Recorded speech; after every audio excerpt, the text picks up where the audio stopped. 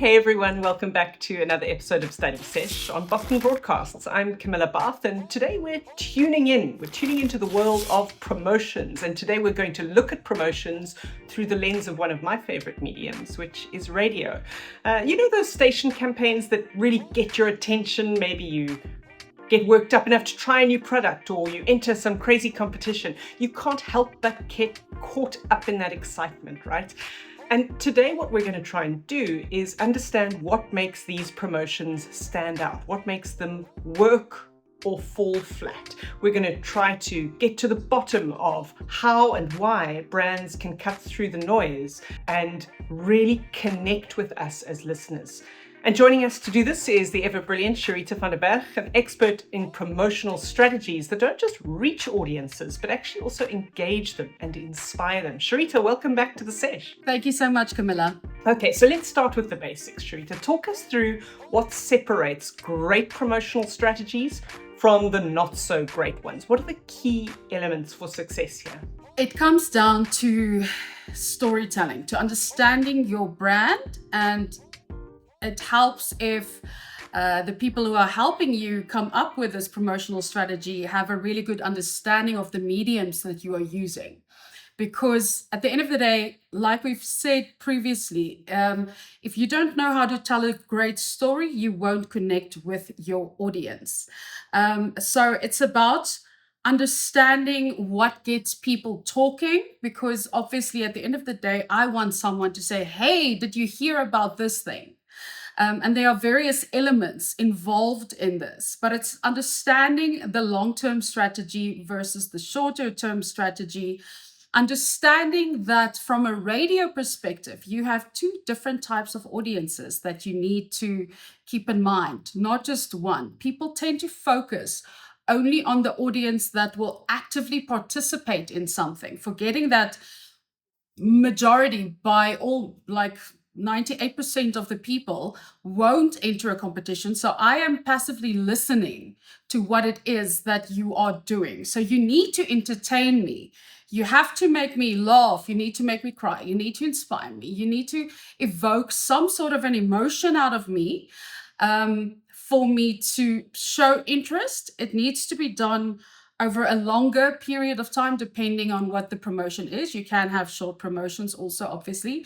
But if it's really about awareness, then it's about the continuity, making sure that I hear this thing. So you need to do it over and over and over a few times so that I can connect you with said brand to develop that positive brand awareness across the board. But it's also about trustworthiness, which comes down to transparency of this brand. Okay, so the big thing is we do promotions to get people talking about a product, a brand, whatever it might be. And this could be a radio competition linked to a publicity stunt, linked to a digital billboard, linked to a TV advert or a TV campaign, linked to in-store competitions.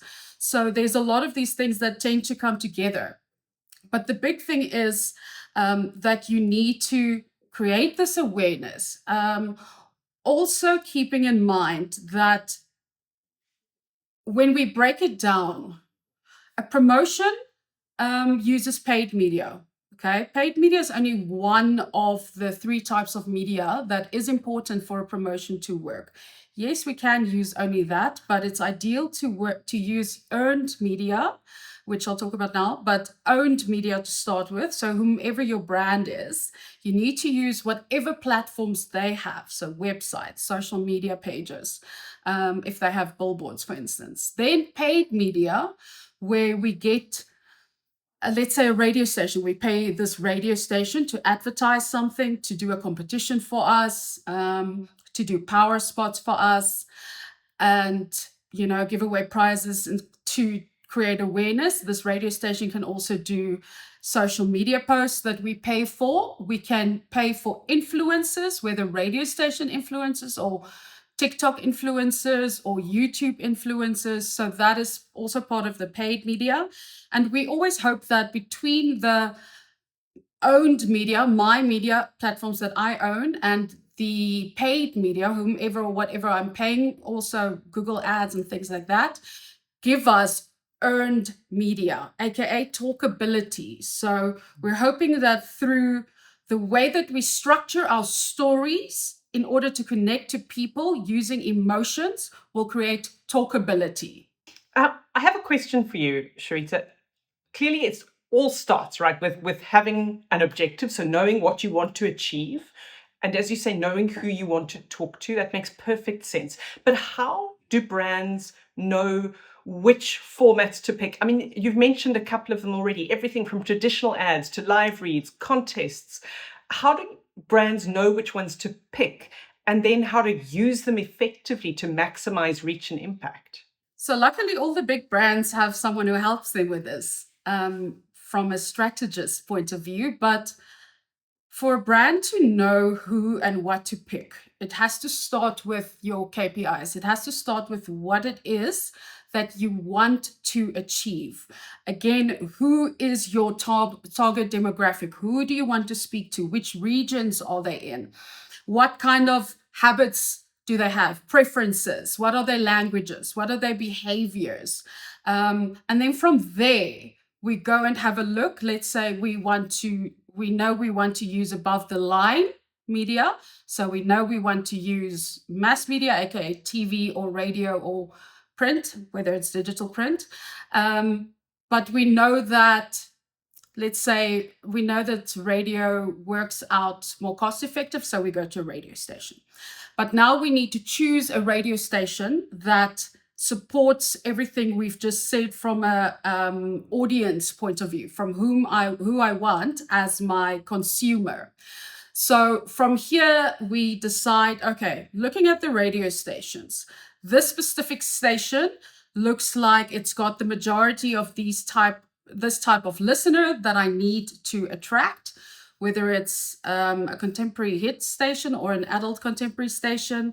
And then from there, they look at reach. They do look at reach, unless it's a specific community that we want to target. For the rest, we will look at the reach of said stations.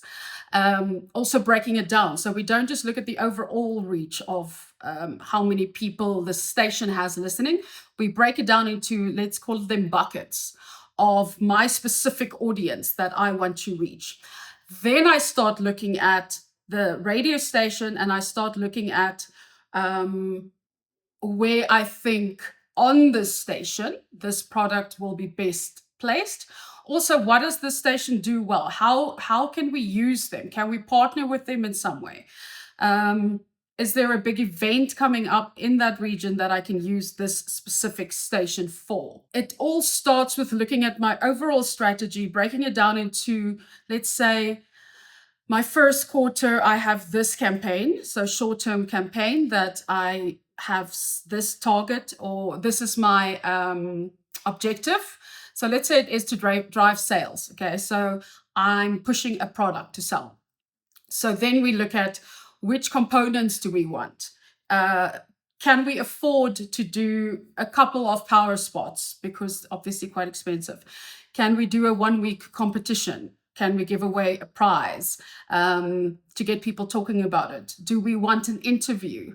Interviews we don't simply do for the reason of doing an interview. There needs to be a reason behind an interview for a radio station to say yes to it. Okay, so at the end of the day, it comes down to taking the objectives and breaking them down into the target audience that suits this the most, and that obviously works from a costing perspective.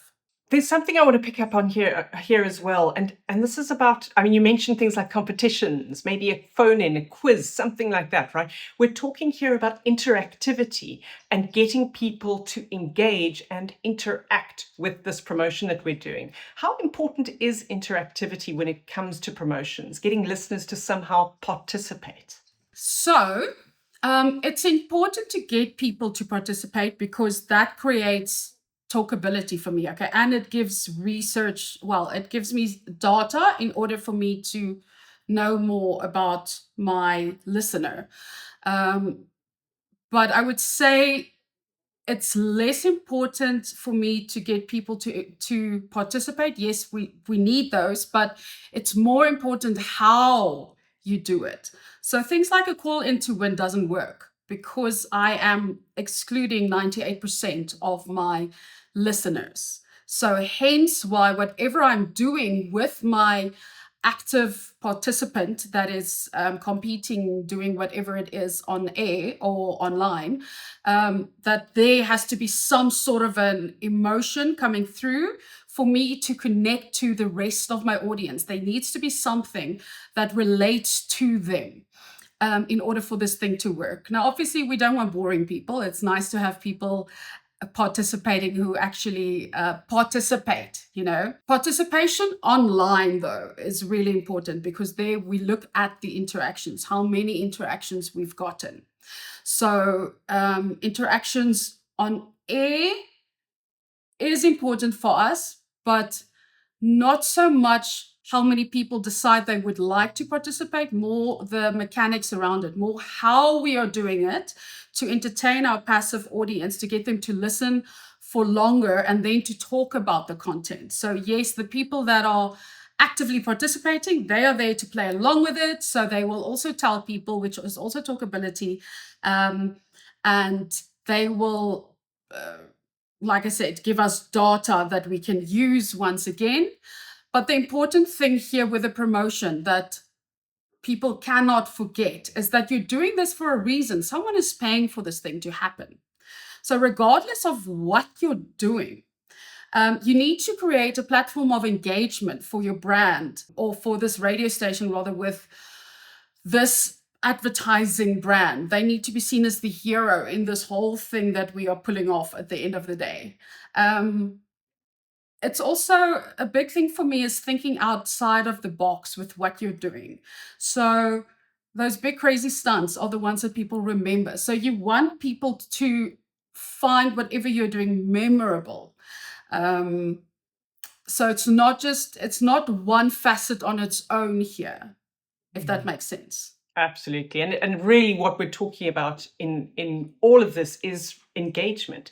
It really seems to be the key to making promotions totally memorable. Charita, I want us to try and bring all of this theory to life a bit with an example. So let's pick Omo, right? We're working with Omo. We all know it. It's a brand of laundry detergent, and let's say it's now trying to position itself as it is more as an eco-friendly brand, right? So it's wanting to boost its market share, but it's also wanting to change its reputation a little. What kind of radio promotion strategy might we come up with for them? Does anything spring to mind? I'm currently actually working on a campaign that is trying to do exactly the latter half of that. So when it comes to changing the way people think about a brand, that's really difficult to do. It really takes a lot of work and it takes consistency in order for you to do that. But again, it starts with looking at what the brand wants to achieve. So in this case, we understand what they want to achieve. They want to show how they have adapted and they want to go more eco-friendly and they want people to have a positive brand image about them when they think about them, right? So you need to look at your objectives in such a way that you include that it's specific. Okay, we need very specific objectives. We need to find a way to measure them. Okay, so that we can see at the end of the day what has happened. Can we achieve them? Are they relevant? Okay, whatever we are doing needs to be relevant right now. It doesn't help it's only relatable or it's only relevant. We want both relatability and relevance. And then we need to look at the timing of this thing, because unfortunately timing is really important with whatever it is that we are trying to do. Then again, we go and look at who my audience is. So for something like this, what I would do is I would start with doing research, conducting research, sending people into stores to go and stand in the aisle where Omo is and asking them what type of detergent they buy. So you can ask everyone and then Omo specific, but What type of detergent do they buy? Why? When in a month do they buy it? Are they always the people who buy it? And then if there's then the specific Omo buyers, why do you buy Omo? Again, when do you buy it? Are you always the person who buys it? Is there anyone else in your family, etc., etc.? Okay, so you start with doing a bit of research on what your audience are thinking currently, because you need to know your audience before you can actually move into taking action. So then with that, you'll also have an idea of what their habits are, right? You know what their preferences are. Then it comes with when do these people use certain channels? What channels do they use most? And when are they on these channels? So again, research is really important. And then from here, we start looking at what is best. Is it best to utilize a radio station? Is it best to utilize massive influencers? Is it best for us to create, I don't know, a new jingle, a song, because songs get stuck in our minds? Is it best for us to do activations on the ground, etc.? Then we need to, from a radio perspective, well, actually from all perspectives, look at what is our unique selling point for this brand? What is our USP? What are we doing that is separating us from the rest of the brands? So what problem do you have that we can solve for you? In this case, how can I prove to you that you can trust me as a brand, that I am an eco-friendly brand that is affordable, that you can carry on trusting as we are going forward, right? So then you need to look at memorable, either a tagline or something memorable that people can remember. There's a reason we remember, if I go da da da da da, everyone knows what the end of that is. Yes. All of us. And there's a know reason. that, Yeah.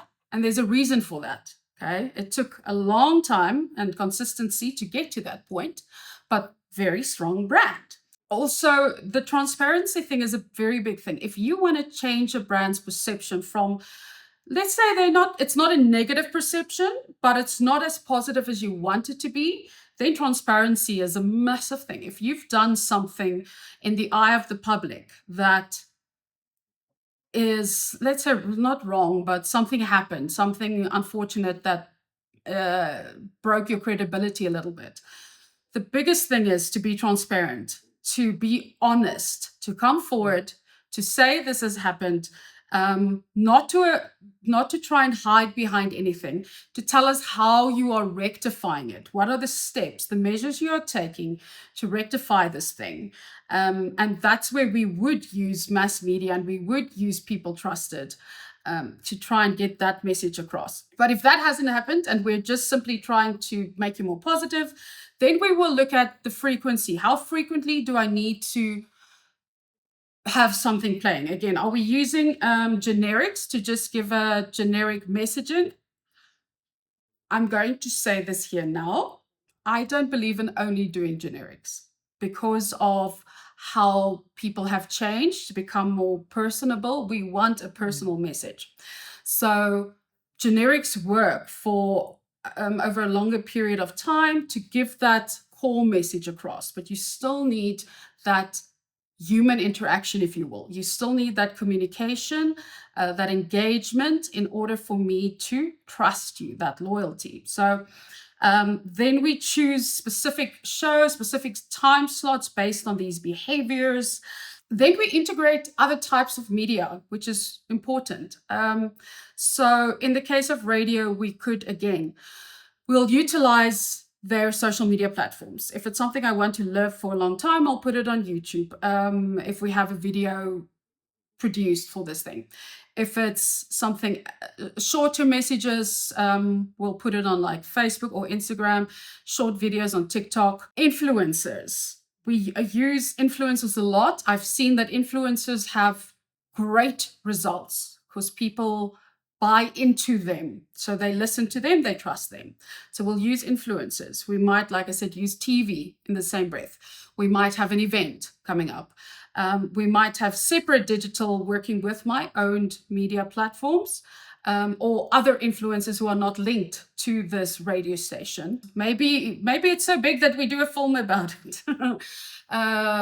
Or we put on a short play, or we organize a concert, whatever it is. Okay, so the main thing here is to understand that we need to utilize multi-platform content, keeping in mind the different nuances, different languages, different cultures to whom you are speaking. So that's something to think about. And then we want our listeners to communicate with us. So for a brand to become a very strong brand themselves, their owned media needs to be very strong, which means they need to help the audience become co-creators. Your consumers needs to be a co-creator of content. So however you do that, that's where radio stations and their social media pages are doing so well. Because if I post anything, you can go and comment on it. You can tell me what you think about it. Both, it can be positive or there can be negative effects to this thing. And then there are mechanisms in place always where we track what we are doing. We can even track how a influencer is being seen through the public currently, whether it's in a positive viewpoint or more to a negative viewpoint, to see whether we should be using them or not. So we measure everything that we do. At the end of the day, there's a post-campaign analysis compiled that tells me what went right, what could have gone differently, gives me all the stats, which is what all companies want. Everyone wants the statistics. So that's quite an important one. It's also, there's a difference between having a great impact and having a great reach. It's not the same thing. So again, it starts with your objectives. And then as it goes on, we monitor this thing on a weekly basis. So every week we will sit and we'll have a look at what went right, what went wrong. Should we move this from TikTok to, for instance, Instagram? But then we need to think of continuity and the fact that, and consistency, and it's already been there. So now what do? Do we simply change it? Do we carry on here and add it on different platforms? So it's something that you can't put it in place and then think, great, you're done, because you're not. It needs to be monitored the whole time, and you need to keep getting data as we move along with this thing. Okay, so whether you are doing a story arc, which I'm a massive fan for, so whether you're doing a story arc with a mini series about Omo Earth heroes, featuring local environmental initiatives that we might be running as Omo, or that other people might be running that we are getting on board with. And we have the segment run twice a week, and we have a contest where we have a green home makeover because we have lots of money to give away to make this whole house green.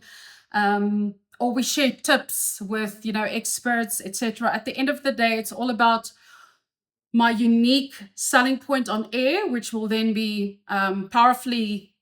powerful, clean, gentle on the planet, emphasizing my biodegradable packaging and the fact that it reduces plastic waste and chemical runoff, which is a big thing in the world at the moment. It's important that whatever my original objectives were pulls through. I call it the golden thread, lots of people do, to whatever my unique selling point is, because that is what I need to pull through across all my different channels and to bring it together as one campaign at the end of the day, one overall promotion. And I really love this because we're getting the strategy right. Yeah, we're getting the job done. We're promoting the product, which is Omo, but we're also promoting the lifestyle around the product, the community around the product, which really boils down to sustainability. So that makes it feel more real. It makes it feel more genuine. And that's going to make it resonate on a deeper level. So I love the way that would work for Omo. Charita, We've got to wrap up, but one more question for anyone out there who might be a future marketer, maybe they're a business owner in training. What advice would you give them about creating their own successful promotional strategies? What are the key things to keep in mind? Do they have an objective? Well, obviously, that's the first thing to start with, right? That they've got to have a clear objective. They've got to understand their audience, like you mentioned. They've got to be creative with engagement tactics, that sort of thing. What we would do is, let's say there's a new brand. I would literally go and sit with them and ask them these things. I do a SWOT analysis with them. I would ask them, what are their problems? What are their needs? What do they want to work on? Then they tell me they need more feet in the door. My next question is, what's your budget? So that I know what the budget is we're working on. Then it's, what is your target audience? Who are you trying to target with this thing? Because if you don't know, no one's going to know, right? Then it is, what is your unique selling point as a company? What is your value proposition at the end of the day? Then we need to look at whether it's long-term or short-term, what we want to achieve, okay? And then from there, it's a case of, is it mass media that they need, or is it simply a case of targeting very specific niche groups of people? So this is all the starting point, things to look at. But I would say then from here, it's really important that you focus on you yourself having a very clear understanding of this brand. Don't only speak to the brand, speak about people you know, and ask them their opinions on this specific brand. It's always good to hear other people's opinions, because if I work for a company, I'm biased. So my opinion is going to be biased that I'm going to give you. So I need to know how you are actually being seen. I need to know who your actual audiences are, if it's the same as the one that you think it is. Then from there, it's a case of reaching out to, let's say you have a specific station in mind, then reaching out to that station. But again, it's about, you can't walk in and know, been working in this industry for 5 minutes and think that you have a great understanding of how to make a campaign work. It doesn't work like that. And we go back to the drawing board over and over and over and over again. Sometimes it can take 3 months to put one campaign together, one promotion together, simply because of all the different dynamics that we need to consider to make sure that this thing works at the end of the day. Okay, so you never ever choose the first option that you think would work. Okay, because it won't. Or, well, you know, I can't say it won't, but you never choose the first option. You need to think about it in such a way that you need to remember you want engagement, you want awareness, you want to be relatable and relevant. You want to create this connection through having emotions while having people talk about it. So whether you are there to increase brand awareness, to drive sales, to launch a new product, to change the brand's perception, or to increase market share, you need to understand who your audience is, what platforms you will be using it on. You need to understand what your key core message, aka your golden thread, is throughout this thing. You need to understand when, where, how, why you're going to use this thing, what other platforms you will be utilizing at the same time. How are you going to be getting engagement, or how are you getting your consumers involved to become co-creators, okay, of content? Then you need to remember that you need to be seen as authentic and credible with whatever you are doing it, however you are doing it. And remember that we are always looking for data, not necessarily to try and target you again as a consumer to sell you something, but to give you a better experience at the end of the day. That is also why we require data. Love it. Yes.